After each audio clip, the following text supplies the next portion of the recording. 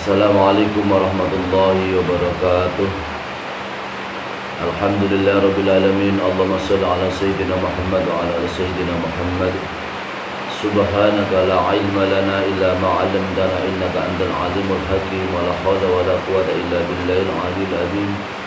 Allahumma anfa'na bima 'allamtana wa 'allimna ma yanfa'una warzuqna ilman yanfa'una bi rahmatika ya arhamar rahimin. Amma ba'du. Kaum muslimin dan muslimat, para pendengar dan pemirsa di pengajian web channel yang kami muliakan, yang kami hormati, alhamdulillah wa syukurillah, pada kesempatan ini kita semua bisa bertemu kembali lewat pengajian dalam bentuk yaitu pengajian di channel YouTube web channel dalam keadaan sehat walafiat. Amin Allahumma amin. Sholawat beserta salam kita aturkan kepada baginda Rasulullah Muhammad sallallahu alaihi wasallam dengan ucapan Allahumma shalli ala sayyidina Muhammad wa ala ali sayyidina Muhammad. Pada kesempatan ini adalah mengaji kitab Matan Bukhari di Hasyiah Asandi Al-Alim Al-Allama Al-Mutaqiq Abi Abdillah Muhammad bin Ismail Al-Bukhari Juz 1 Shahifah 179.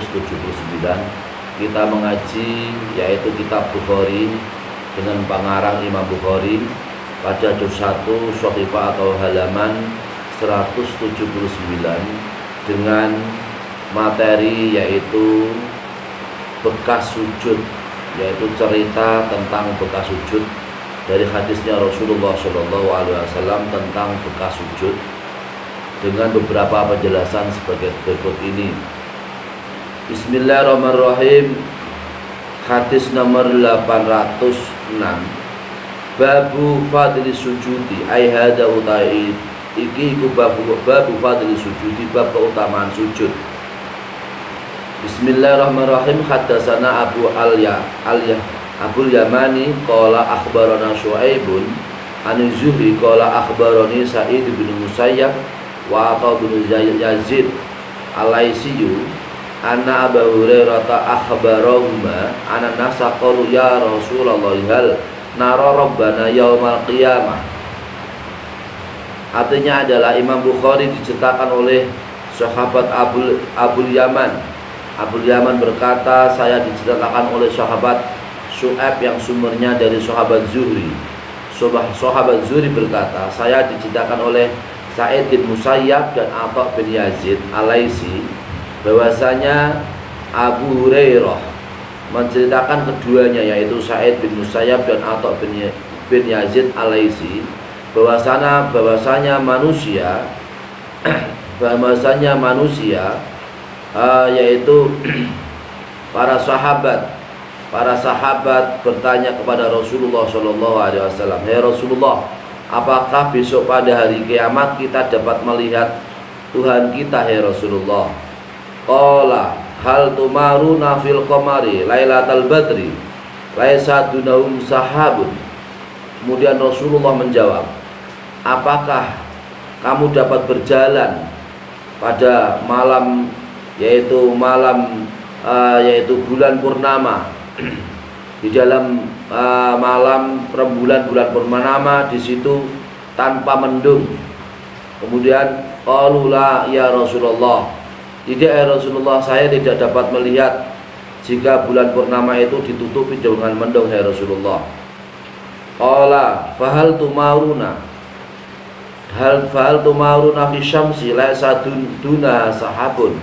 Kemudian Rasulullah juga bertanya kembali yang kedua, apakah kamu semua bisa melihat, apakah kamu semua bisa berjalan di dalam satu, di bawah matahari, di situ matahari ditutup dengan mendung? Qalu la, tidak ya Rasulullah, saya tidak bisa berjalan apabila matahari itu ditutup dengan mendung. Qala fa innakum tarawnahu kadzalik.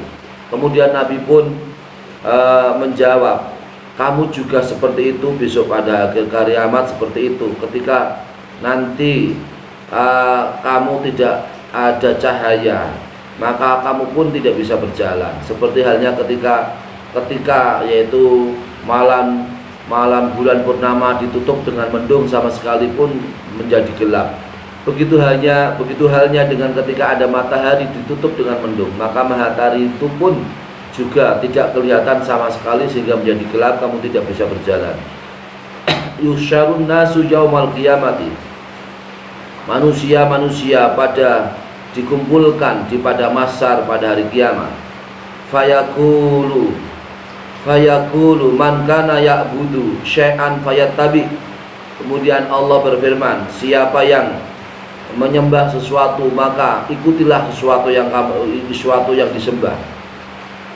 Faminhum man yattabi'u asyamsa. Sebagian dari mereka adalah orang yang mengikuti matahari karena yang disembah adalah matahari. Wa minhum man yattabi'u al-qamara. Sebagian dari mereka adalah orang yang mengikuti rembulan karena yang disembah adalah rembulan. Wa minhum man yattabi'u at-tawagis. Dan sebagian dari mereka adalah orang-orang yang mengikuti tagut-tagut karena yang disembah adalah tagut. Wa tabqa hadhil ummatu fiha munafiquha. Kemudian orang-orang munafik pada umat ini adalah menjadi tersisa, atau orang-orang munafik itu adalah sisa dari mereka. Fayatihim Allahu azza wa jalla fayaqulu ana rabbukum. Kemudian Allah subhanahu wa ta'ala didatangi oleh orang-orang munafik. Kemudian Allah menjawab, aku adalah Tuhan kamu, hai orang-orang munafik. Fayaquluna hada makanuna hatta ya'tiyana rabbuna. Kemudian orang-orang munafik itu kemudian berkata, ini adalah tempat kami di mana Tuhan kami telah mendatangi kami. Fa idza ja'a rabbuna arafnahu. Maka apabila Tuhan kami datang kepada kami, maka aku akan dapat melihat Tuhan kami itu. Fayatiyahumullahu fayaqulu ana rabbukum. Kemudian Allah subhanahu wa ta'ala didatangi oleh, kemudian Allah subhanahu wa ta'ala datang kepada mereka orang-orang munafik. Kemudian Allah kemudian berfirman, saya ini adalah Tuhan, sungguh saya ini adalah Tuhan kamu. Fayaquluna anta rabbuna. Kemudian orang-orang munafik itu berkata, kamu adalah Tuhan kami ya Allah. Fayad'uhum fayudrabus syuratu baina dhuhranai jahannama. Kemudian Allah subhanahu wa ta'ala mengundang kepada mereka orang-orang munafik. Maka kemudian jembatan Shiratal Mustaqim digerak-gerakkan di antara dua punggung neraka jahanam. Subhanallah. Jadi jembatan Shiratal Mustaqim kemudian digerak-gerakkan atau bergerak di antara punggung dua neraka jahanam. Fakunu awalaman yajuzu minar rusuli bi ummatihi. Maka aku Rasulullah sallallahu alaihi wasallam adalah orang yang melewati orang yang melewati jembatan tersebut, di mana kanan kirinya adalah dua punggung neraka jahanam. Rasulullah adalah Rasul yang pertama melewati, yang pada awalnya setelah itu adalah beberapa Rasul yang lain dan disertai dengan umat-umat yang lain.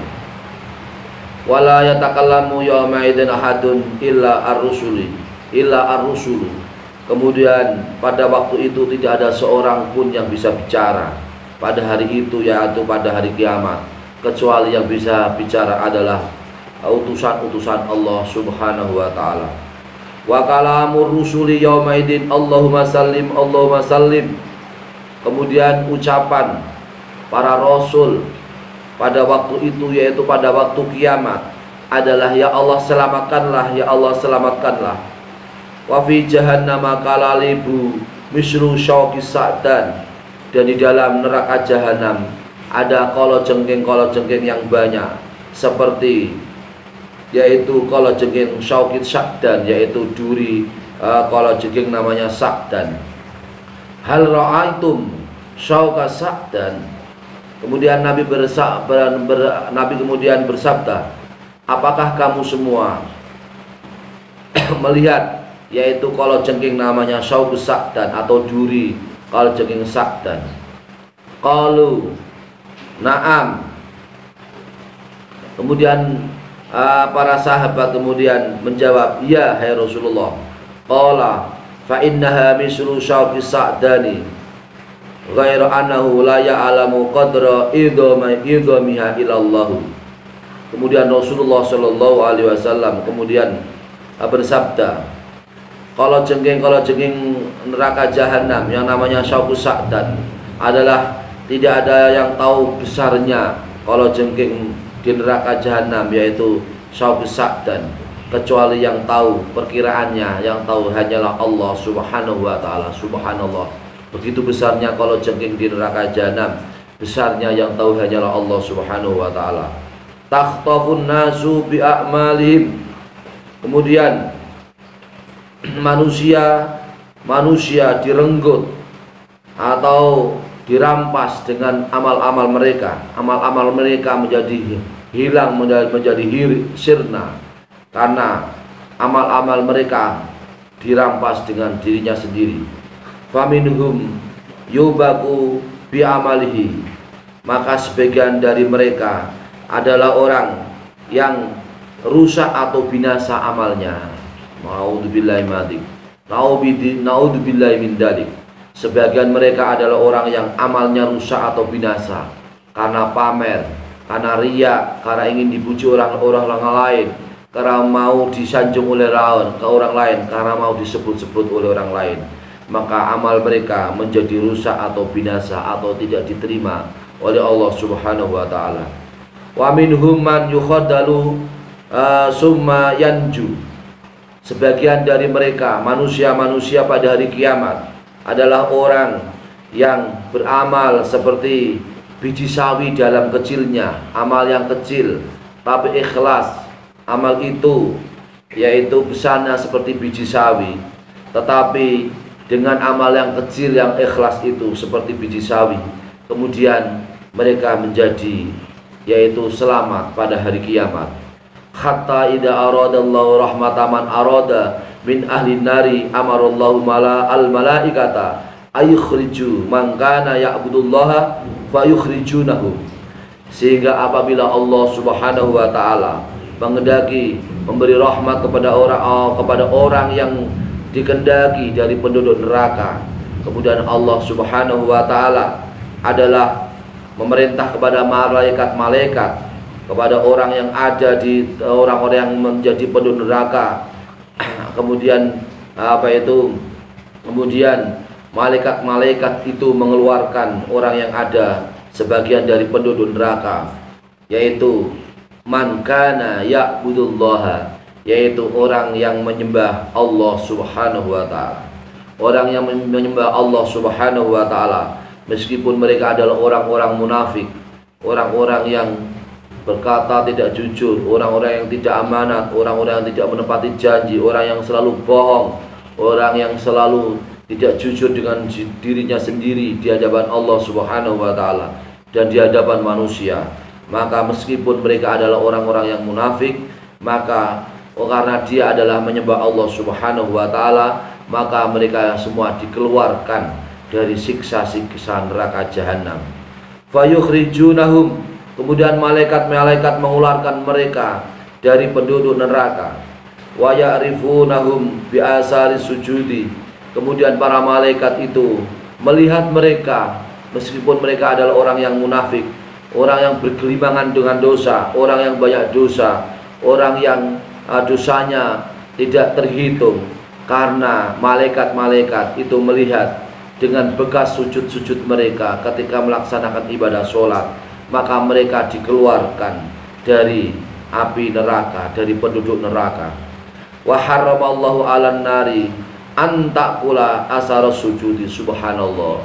Dan Allah Subhanahu wa taala mengharamkan neraka kepada mereka, karena neraka itu tidak akan bisa makan bekas daripada sujud kita, sujud mereka.